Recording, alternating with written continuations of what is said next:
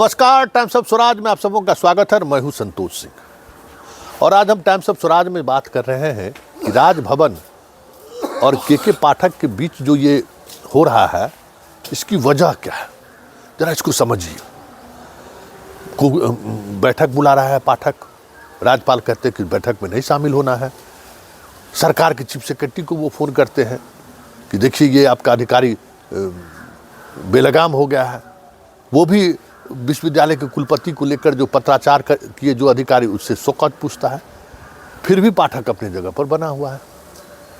तो ये क्या है, जरा इसको समझिए और खेल क्या है, जरा ये समझिए। ये जो राजभवन कहता है कि हमारे अधिकार पर ये हमला है, वाकई में वो हमला नहीं है। राजभवन और विश्वविद्यालय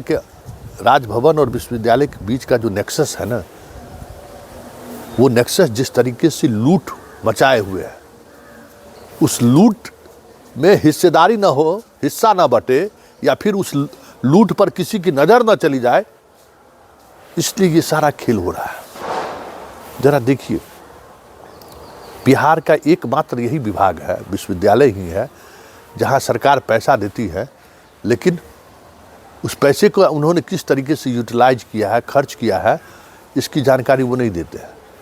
अखबार में देखिए लगातार खबरें छप रही है। हाई कोर्ट तक मामला चला गया कि यूजीसी जो पैसा देती है, उस पैसे का क्या होता है, इसका जानकारी, यूटिलाइजेशन सर्टिफिकेट ये नहीं देते। एजी तक आरोप लगा चुका है, एजी तक कह चुका है कि सबसे ज़्यादा अगर किसी संस्थान ने अभी तक यूटिलाइजेशन सर्टिफिकेट नहीं दिया, मतलब यूटिलाइजेशन सर्टिफिकेट का मतलब समझ लीजिए कि किसी विश्वविद्यालय को 100 करोड़ रुपया मिला, तो 100 करोड़ रुपया आप खर्च कर लिए, तो फिर उसको आप दीजिएगा ना कि फलाना फलाना बिल्डिंग बनाए, लाइब्रेरी बनाए, ये सब चीज़ किए, उसमें मेरा खर्च हुआ, आप दीजिएगा ना। उस खर्च का हिसाब ही नहीं देता। मोटा मोटी तौर पर ये समझिए, खर्च का हम हिसाब नहीं देंगे। क्यों? हम स्वायत्त हैं।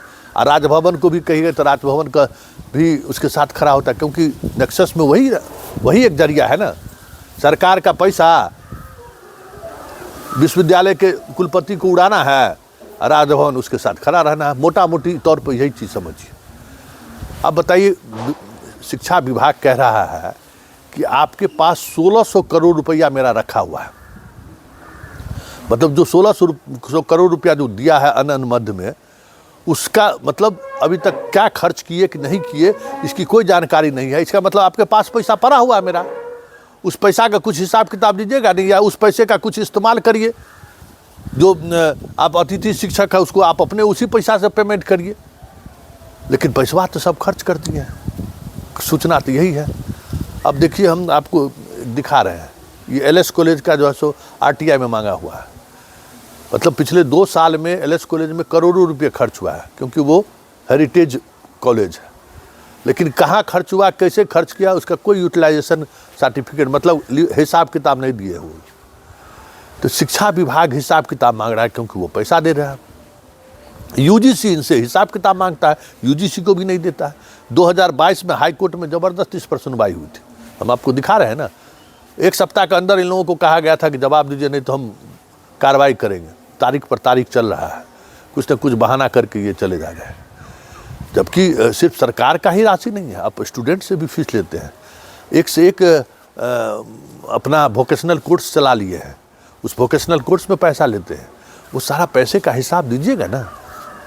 और अगर कोई हिसाब मांगता है तो आप कहिए कि आपको ये अधिकार ही नहीं है। तो फिर जब आप ही को अधिकार है, तो आप ही पब्लिक, क्योंकि वो पब्लिक मनी है, न किसी राजभवन का वो पैसा है, न किसी राज्यपाल का पैसा है, पब्लिक मनी है। अब बताइए, 900 करोड़ से लेकर 1200 करोड़ रुपया का बजट है।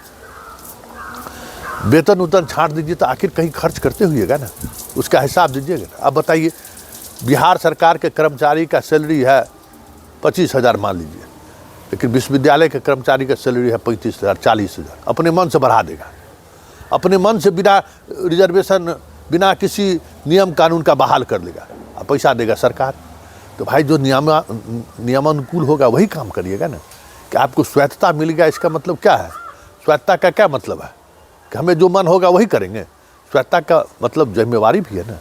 तो ये जो टकराव अभी आपको चल रहा है राजभवन और के पाठक के बीच, वजह यही है कि जो पैसा सरकार दे रही है ना, उसका हिसाब नहीं मिल रहा है, इसलिए सरकार भी चुप है। सरकार भी चाहेगी कि भाई हिसाब दीजिए, और इसी को लेकर वो बैठक बुला रहा है। आप बताइए कि विश्वविद्यालय का काम है समय पर परीक्षा लेना, समय पर पढ़ाई करना, क्या को विश्वविद्यालय का सेशन सही है ये बताइए। तो उसके लिए कौन जिम्मेवार है? मुख्यमंत्री तो जिम्मेवार नहीं है, जिम्मेवार राजभवन है, राज्यपाल है। और जवाब किनको देना पड़ता है जनता को बीच? मुख्यमंत्री को, कि आपका उच्च शिक्षा जो है सो खत्म है। प्रोफेसर साहब नहीं पढ़ाते हैं, प्रोफेसर साहब 2 घंटे लेंगे, चल देंगे घूमने के लिए, कौन जिम्मेवार है? विश्वविद्यालय में जो नए शिक्षक बहाल हुए उनको बेहतर जगह अपॉइंटमेंट मिले, मतलब बेहतर जगह पोस्टिंग हो। कॉलेज कैसे हम सुचारू रूप से चलाएं, इस पर देखने का काम किसका है? राजभवन को, राज्यपाल को।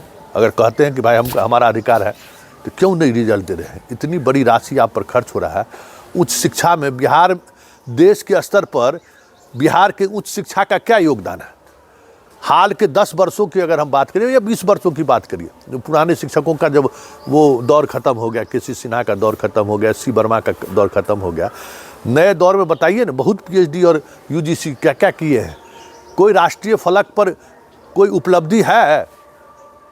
अगर उपलब्धि है तो राजभवन को प्रदर्शित करना चाहिए कि हाँ ये उपलब्धि है, हमारे बिहार के विश्वविद्यालयों का शिक्षकों की यह उपलब्धि है, हमारे छात्रों का ये उपलब्धि है। होगा ना? अभी तो स्थिति है कि आप दरोगा बहाली, सिपाही बहाली में भी आपके विश्वविद्यालय से पढ़ा हुआ बच्चा कम्पीट नहीं कर रहा है। बीपीएससी में भी आपके बच्चों का उस तरीके से परफॉर्मेंस नहीं हो रहा है। तो भाई इतनी बड़ी राशि आपको खर्च हो रहा है तो सवाल तो उठेगा ना, और सवाल यही है। तो यही बात है, जिम्मेवारी नहीं लेंगे हम, लेकिन हमारा राइट, ये अधिकार है, इस अधिकार पर हमला होगा तो हम कैसे बर्दाश्त करेंगे? तो यही अधिकार कर्तव्य के बीच की जो दूरी है ना, उसी दूरी को लेकर ये चीज़ें सामने आ रही है। जो आप लोग देख रहे हैं लगातार विवाद हो रहा है, उस विवाद के पीछे की वजह यही है।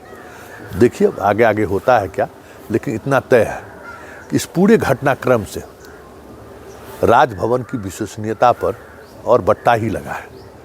क्योंकि शिक्षकों का जो स्थिति, प्रोफेसर की जो स्थिति है, विश्वविद्यालय की जो स्थिति है, छात्र और विश्वविद्यालय और शिक्षक के बीच का जो कड़ी जिस तरीके से टूट गया है, ऐसे में समाज दूर दूर तक विश्वविद्यालय के शिक्षकों के साथ या राजभवन के साथ खड़ा नहीं दिख रहा है।